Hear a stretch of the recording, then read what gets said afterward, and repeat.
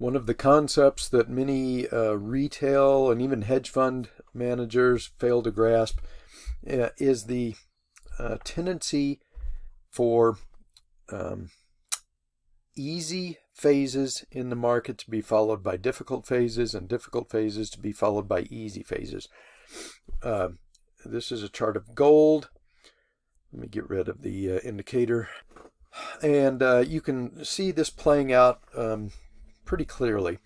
So we had a difficult phase through here, a long bottoming process, and then we had a very easy phase where we had a pretty strong trend with some corrections along the way, but a pretty strong trend that gave us the the 8-year cycle top right here, and then price evolved into this really difficult sideways chop. The mistake people make is in the latter part of an easy phase, traders become convinced that the easy phase is never going to end and that price will just keep going higher and higher. So they hang on a little too long, or the big mistake is when their emotions are giving them the most warm and fuzzy feelings, that's when they want to use leverage. And then what happens is the easy phase ends and the market evolves into a choppy sideways environment, and that leverage takes away all of their gains from the easy phase.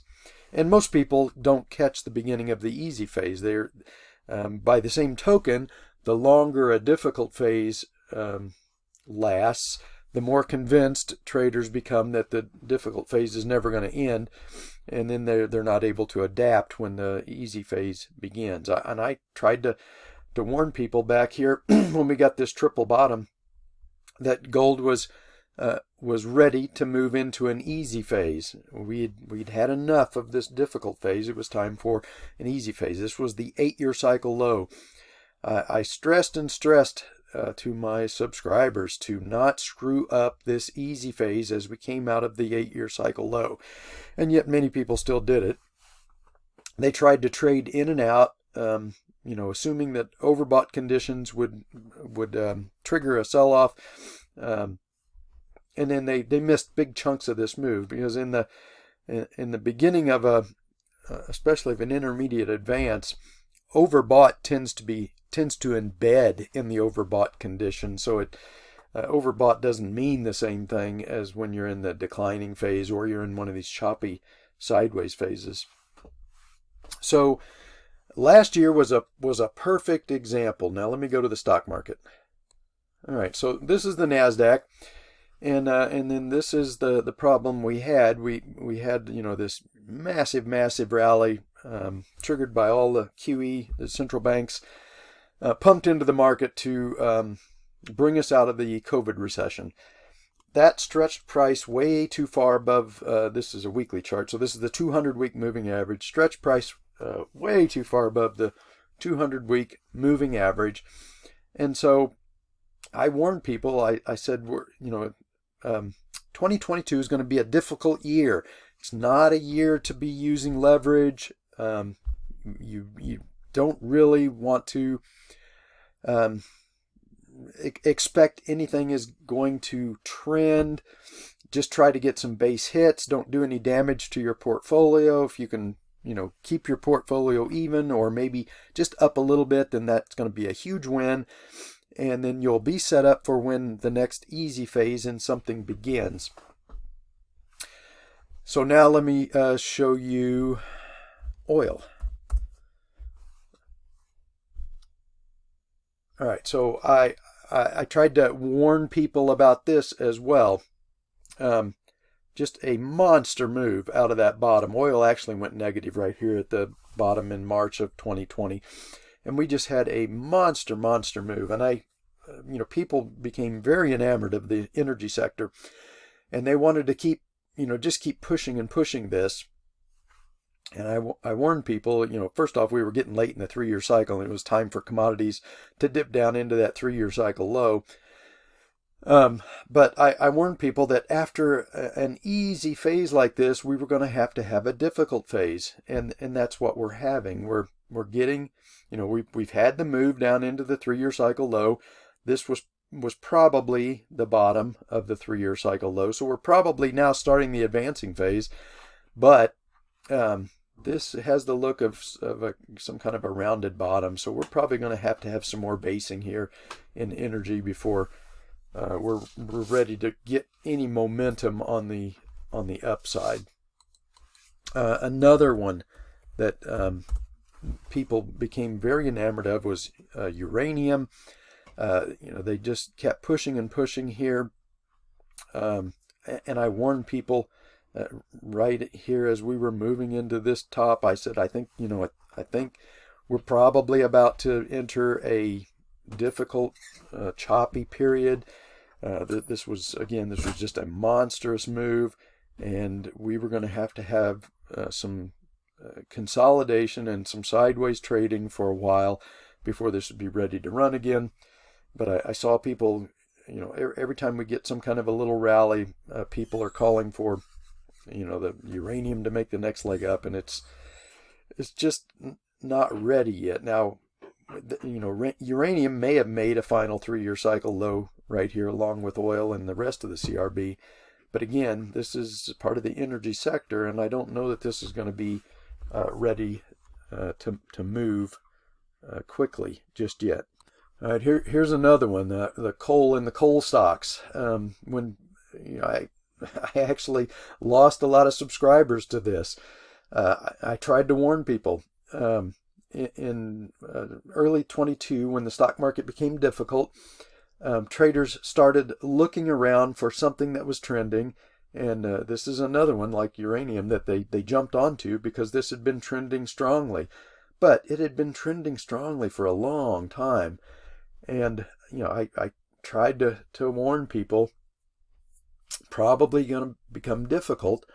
But they were impatient. They weren't making any money in the stock market, and they wanted to jump into something where they could make money, and they were frustrated that I wouldn't give the all clear to pile into coal stocks at this time. And so exactly what I predicted happened. We get the top after this huge monster move, and now we're in this very choppy, difficult to make any kind of money scenario. Now, I've gone over this time and time again. The spot where the trend is developing first is the metals. We've already had a 2-year sideways churn in the metals. We completed the 8-year cycle low here. The first leg up, the first intermediate cycle was very powerful, very strong trend. This second intermediate cycle is also a very strong trend. It's probably going to test the all-time highs, and considering that it's still very early in this intermediate cycle, we'll probably get a breakout and a sustained breakout from this. A lot of people are going to miss it because they've just become conditioned to expect failure by this 2-year sideways environment. When the environment changes, you have to adapt and move on to different strategies that work in different environments. We're in an environment where a very strong trend has begun. We're in the advancing phase of a new 8-year cycle. We're getting ready to come out of that handle of this huge cup and handle pattern, and let me put that on the screen. All right, here's a little bit longer term view. So here was our cup. We had the top in 2011, and then this 8-year cycle here has been a cycle of sideways consolidation after the monster run from $250 in 2001 to this bull market top at over $1,900 in 2011. So a 10-year run, huge bull market, needed a lot of time to consolidate that move. And so we've got this cup with the handle, and now the environment's changed again. We're now in a strong trending environment like we were from 2001 to this top in 2011. I don't know that it's going to last that long. We may get our bubble phase much faster. I did a video on that. Maybe it was the last video I did. But, this is one of the lessons you have to learn to be a successful investor. There are times where markets are easy. Those are the times to make money. And there are times where markets become difficult. Those are the times where you need to preserve cash, understand what's going on, change your trading strategies accordingly. Sideways markets, you just want to try and hit base hits. You don't want to lose a lot of money. Trending markets, that's where you want to push hard in those trending markets and adopt strategies, trend trading strategies, not back and forth trading, in and out strategies. So we're in a trending phase, still very early in this second daily cycle, very, very early in a new 8-year cycle. Probably going to get a breakout from the handle of this cup and handle pattern. And this is a massive, massive base. You all know the rule. The bigger the base, the higher in space. And I tend to think that this breakout is probably going to ignite the bubble phase in gold. And I'm on record that $5,000 gold is going to be a piece of cake. $10,000 isn't out of the question.